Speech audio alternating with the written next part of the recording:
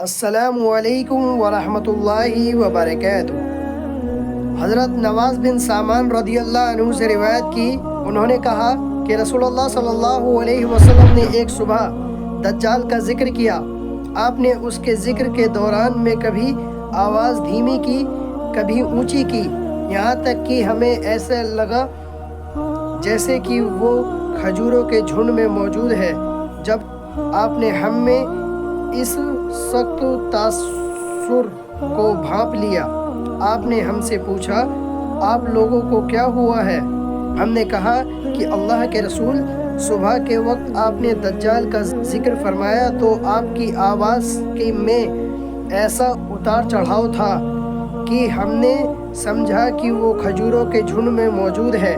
اس پر آپ صلی اللہ تعالی علیہ وسلم نے ارشاد فرمایا، مجھے آپ لوگوں کے حاضرین پر دجال کے علاوہ دوسرے جہنم کی طرف بلانے والوں کا زیادہ خوف ہے۔ اگر وہ نکلتا ہے، اگر میں تمہارے بیچ موجود ہوں تو تمہاری طرف سے اس کے خلاف اس کے انکار کے لیے دلیلیں دینے والا میں ہوں گا، اور اگر وہ نکلا اور میں موجود نہیں ہوا تو ہر آدمی اپنی طرف سے حجت قائم کرنے والا خود ہوگا، اور اللہ ہر مسلمان پر میرا خلیفہ خود نگہبان ہوگا۔ وہ گچھے دار بالوں والا ہوگا، ایک جوان شخص ہے، اس کی ایک آنکھ بے نور ہے۔ میں ایک طرف سے اس کو عبدالعزیز بن قطن سے تشبیہ دیتا ہوں، آپ میں سے جو اسے پائے تو اس کے سامنے سورہ کہف کی شروعاتی 10 آیتیں پڑھے۔ وہ عراق اور شام کے بیچ ایک راستے سے نکل کر آئے گا، وہ دائیں طرف بھی تباہی مچانے والا ہوگا اور بائیں طرف بھی۔ اے اللہ کے بندو، آپ ثابت قدم رہنا۔ ہم نے کہا، اللہ کے رسول، زمین میں اس کی تیزی کی رفتار کیا ہوگی؟ آپ نے فرمایا، بادل کی طرح جس کے پیچھے ہوا ہو۔ وہ ایک قوم کے پاس آئے گا، انہیں دعوت دے گا، وہ اس پر ایمان لائیں گے اور اس کی باتیں مانیں گے تو وہ آسمان کے بادل کو حکم دے گا، وہ بارش برسائے گا، اور وہ زمین کو حکم دے گا تو وہ فصلیں اگائے گی۔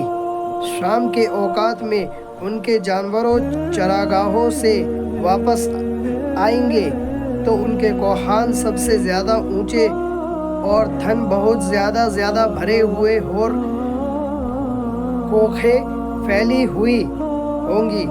پھر ایک اور قوم کے پاس آئے گا اور انہیں بھی دعوت دے گا، وہ اس کی دعوت ٹھکرا دیں گے، وہ انہیں چھوڑ کر چلا جائے گا تو وہ قحط کا شکار ہو جائیں گے، ان کے مال مویشی میں سے کوئی چیز ان کے ہاتھ میں نہیں ہوگی۔ وہ دجال بنجر زمین میں سے گزرے گا تو اس سے کہے گا، اپنے خزانے نکال تو۔ اس بنجر زمین کے خزانے اس طرح نکل کر اس کے پیچھے لگ جائیں گے جس طرح شہد کی مکھیوں کی رانیاں ہیں۔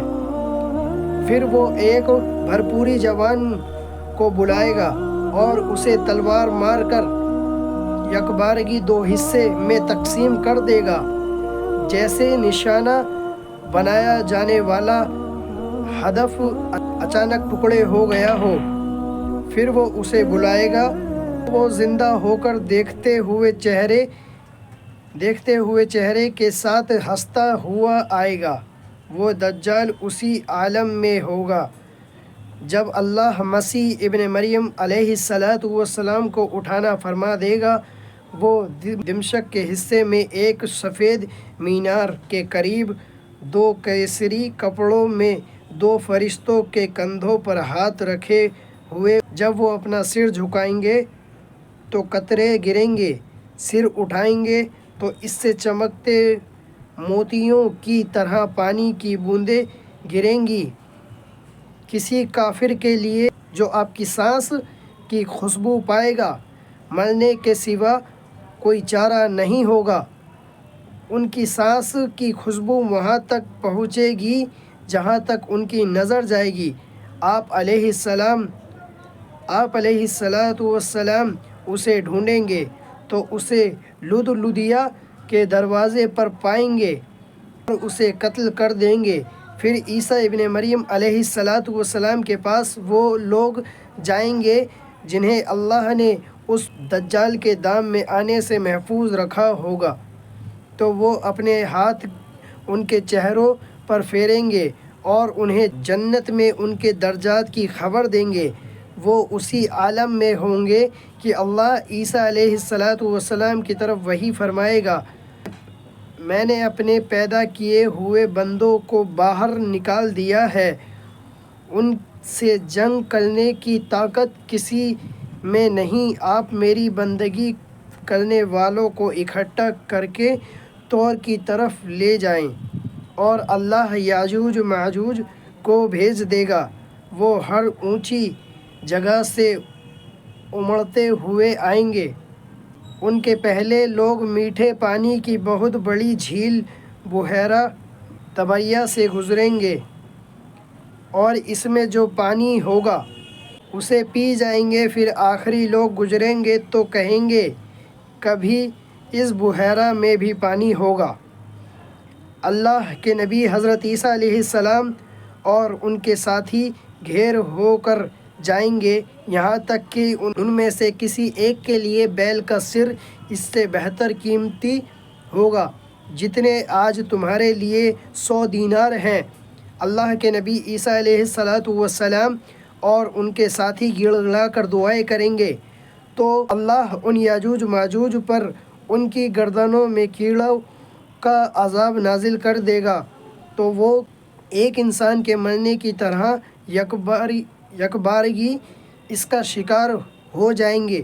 پھر اللہ کے نبی عیسیٰ علیہ السلام اور ان کے ساتھی اتر کر میدانی زمین پر آئیں گے تو انہیں زمین میں ایک بالشت بھر بھی جگہ نہیں ملے گی جوان کی گندگی اور بدبو سے بھری ہوئی نہ ہو۔ اس پر حضرت عیسیٰ علیہ السلام اور ان کے ساتھی اللہ کے سامنے گڑ گڑائیں گے تو اللہ قسمت اونٹوں کے جیسی لمبی گردنوں کی طرح کی گردنوں والے پرندوں بھیجے گا جو انہیں اٹھائیں گے اور جہاں اللہ چاہے گا وہاں پھینکیں گے۔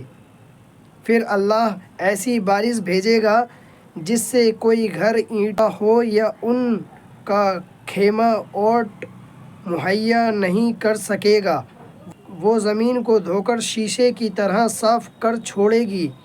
پھر زمین سے کہا جائے گا، اپنے پھل لاؤ، تو اس وقت ایک انار کو پوری جماعت کھائے گی اور اس کے چھلکے سے سایہ حاصل کرے گی، اور دودھ میں اتنی برکت ڈالی جائے گی کہ ایک اونٹنی کا ایک دفعہ کا دودھ لوگوں کی ایک بڑی جماعت کی کافی ہوگا، اور گائے کا ایک دفعہ کا دودھ لوگوں کے قبیلے کو کافی ہوگا، اور بکری کا ایک دفعہ کا دودھ قبیلے کی ایک شاخ کو کافی ہوگا۔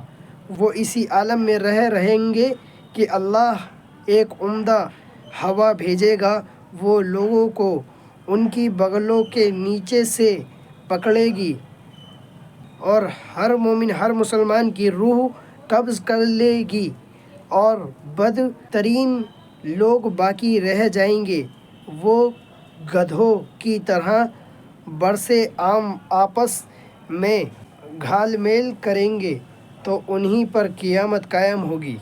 اللہ اکبر۔ اللہ ہم سب کو دجالی فتنے سے، یاجوج ماجوج کے ہر قیامت کی بڑی سے بڑی چھوٹی سے چھوٹی نشانی سے محفوظ عطا فرمائے، آمین۔ اللہ